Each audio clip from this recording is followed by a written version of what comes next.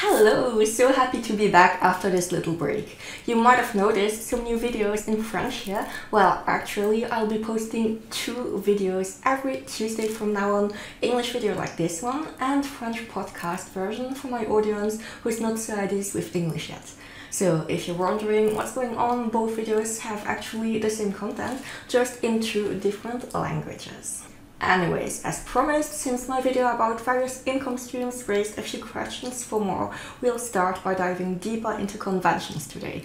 Cons were the starting point where I truly realized I could make a living with manga, and they got me so many opportunities and connections. As people often ask me also how I managed to become a freelancer full-time, I've decided to break down 6 years of conventions to show you what I've learned and what opportunities allowed me to kickstart my art base.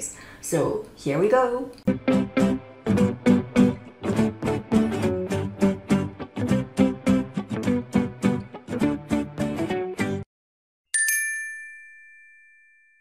My first con was actually a book fair, the selfpublishing in Luxembourg. And you need to know that I really didn't even know what it was about. Some acquaintances had a table and asked me if I wanted to sell my books along with them. So I got there with my most recent comic, a few flyers, and that was it. As I've been told, some bookstores might be interested to get some authors' books for sale. I prepared some deposit papers with my address, the book title, the price, the percentage cut. It was so unprofessional and handwritten back then. I also thought I needed to have some receipts for people. Well, really, I never ever used any of them. The biggest lesson I learned here was that it was possible to sell your books by yourself outside of the classical system. Of course, there were classical publishers in the room, but I was really surprised to see so many independent authors. I didn't sell a lot, but it was an amazing first opportunity. It's weird at first to sell yourself, to see people outside of your family and friends show interest in your work and be willing to invest money in you. Back then I didn't think much of it, but networking really was the key here. And it's really thanks to Virtual Clearance adorable team that I got into this fair. And I also met the organizers of the LuxCon this week, which is our very own fantasy and sci-fi event in Luxembourg. So, a few months later, I tabled at the LuxCon. Of course, it was a very different event from the previous book fair. Here we had other artists, cosplayers, and so much geeky stuff. Once again, I repeat, I had never been to a manga con before, and it was so overwhelming. I was really the shy type to sit all day at home drawing and never bothering about the outside world, so yeah. I had been told that I could also sell some goodies here, so I got a few postcards and prints. If you can, I definitely recommend you to work with a local printer when starting out, as they can guide you. For those prints, I actually asked the guy who had printed my books for the first book fair, and he offered me some quotes with the best paper options for those specific prints, which I didn't know anything about back then. As I wanted to look more professional, I took one of my mother's tablecloth and DIY'd some boxes to put my books into. Their price tags were still handwritten, so really it was still kind of cute and amateurish. Although I made more sales and got a more specific audience, which afterwards followed me on social media, as the visitors were really interested in manga and comics. My most important lesson here was connecting with other artists who already had some experience and were kind enough to give me feedback on my work and tell me about their own, because back then I still wasn't sure if art could be a real job. I was still shy and didn't go networking, but waited for other people to come to me, which actually worked, and I still don't know why. I met Claude Pfeiffer, a sci-fi author for whom I've illustrated all his books ever since, got the contact of Damdel Edition, which would become my very first publisher a few months later, and also got my very first patron supporter who is still here after all those years, Ronnie van de Heilanschkens. Merci! And I think it's really important to realize that even if you don't sell that much or a fair doesn't seem to be successful, sometimes it doesn't really matter. The encounters you make there can really be useful afterwards, be it for commissions, sales in your online shop, or even making friends in the same industry. Anyways, afterwards I got to try out 2 cons in Belgium. As I had signed with Dendel, they encouraged me to keep on attending more cons to present my new manga and got the places to those 2 events. Once again, they were so different. There were, for instance, walls, which I didn't expect, to showcase your artwork. I had huge hopes as I was abroad and had finally realized my dream of working with a publisher. But at one of the 2 cons, I made no sales at all because there was no public. Now, it was a small con, first edition, but on that day I really learned that sales could be quite inconsistent. There will be fairs where you sell a lot, there will be others where you sit the whole day at your table doing nothing, and it really has nothing to do with you. Yes, it's disappointing, but that's part of the job, so if that happens, don't take it personally. In the beginning, we're often scared of missing opportunities, but really not every opportunity will be for you. You'll slowly learn to assess which cons work and which don't, and it's perfectly alright if you're not everywhere every time. You can try out in the beginning and then see how it works. And a good tip, if all the exhibitors are bored to death because there's no public, take some time to see what the others do, and if they're open to discussions, get to know them. Not only will they help you see how the industry really works, it's also super important to have some artist friends to mutually support one another. If you go along well, I promise there will be some moments later where you'll tackle some super badass collaborations or projects together that will propel everyone forward. In 2016, I slowly continued attending some local cons. I was limited to smaller local ones as I was still studying, but I tried to learn with every different fair and gradually got a grasp for greeting clients, selling, arranging my booth in a pretty way. That year I got invited to the Storm Tattoo Con, which is a major con attracting lots of people in Luxembourg and other countries. Up until now I had only been to smaller cons, which were either 3 or 20 euro maximum, and this con's prices were just enormous. I thought it would bring me so much fame, and yes, there were indeed so many people, but nobody stopped at my booth. I really didn't understand at first, because I had leveled up my booth. I had bigger framed illustrations, and overall people here in Luxembourg were starting to notice me. I had published a new manga and gotten some interviews in local newspapers, and every now and then people were asking me for workshops, and yeah, so this year was really the year I did everything to go pro, so that flop was a huge blow to me where I doubted my abilities. So the organizer thought that manga and tattoo would work well together, but I realized afterwards the people here wanted some actual tattoos, not books or posters, and I realized that no matter how big and famous a con is, if it's not your target audience, you won't sell a thing. Once again, it has nothing to do with you. Sometimes it's really objectively just about being at the wrong place.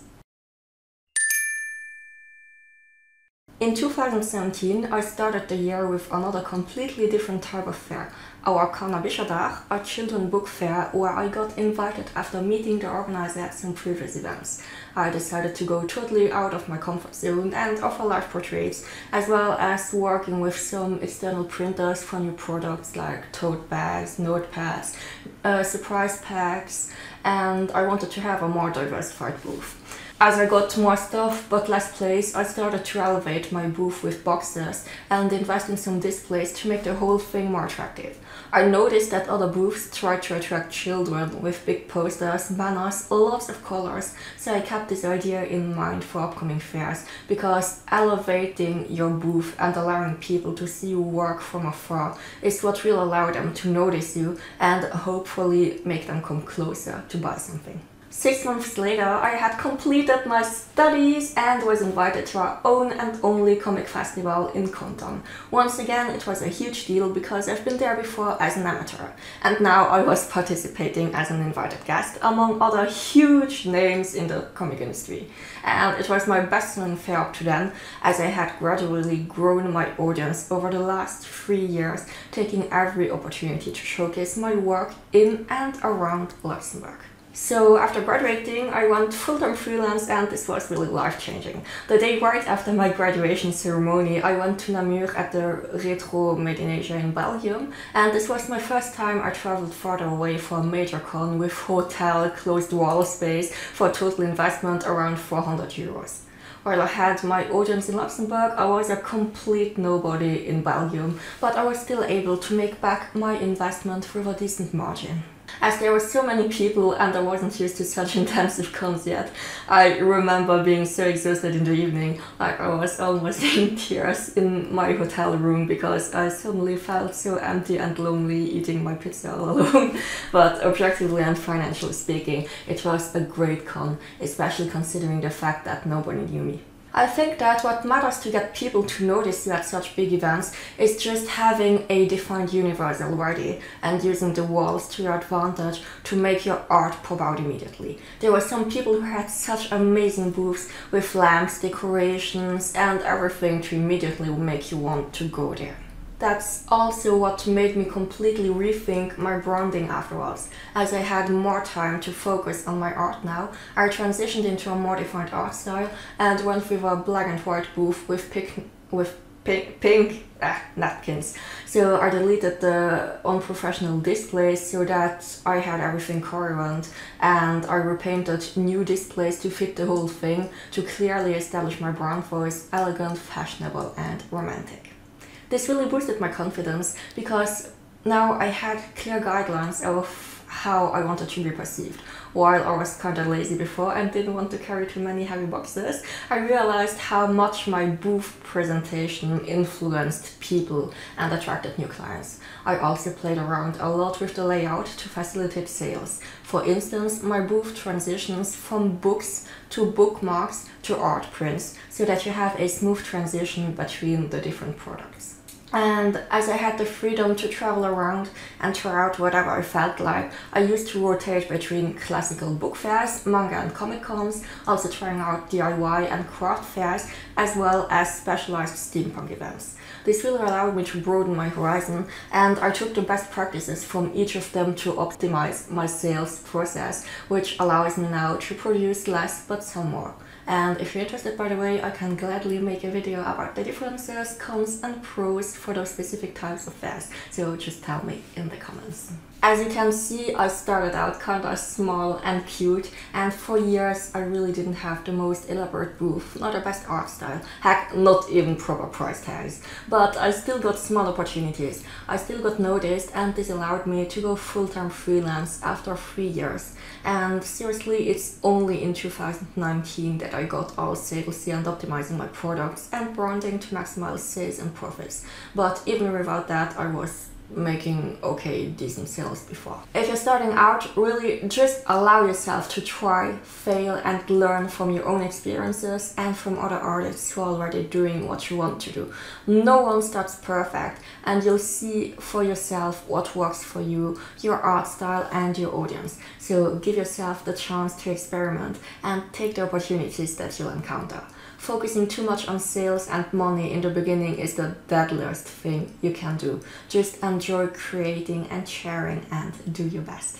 A fellow artist who also often attended cons as a visitor once laughed while telling me, seriously, whenever there's an event in and around Luxembourg, we can't get rid of you. And well, it's true. For years I've tried to be everywhere so that people got to see me. Of course, there were events which were big flops, weekends where I was just tired and would have been happier sleeping, but showing up locally whenever I could really paid off. In the beginning, I really worked my ass off to get noticed, to get my own clients, be it for product sales, commissions, workshops. And after showing up consistently for several years, I stopped looking for clients because they came looking for me because they knew I was here and who I was. The beginnings will often be difficult, require more work, but if you're willing to hang in there, to do the work consistently, to learn and adjust, you will reap the benefits sooner or later. and remember to have fun along the way.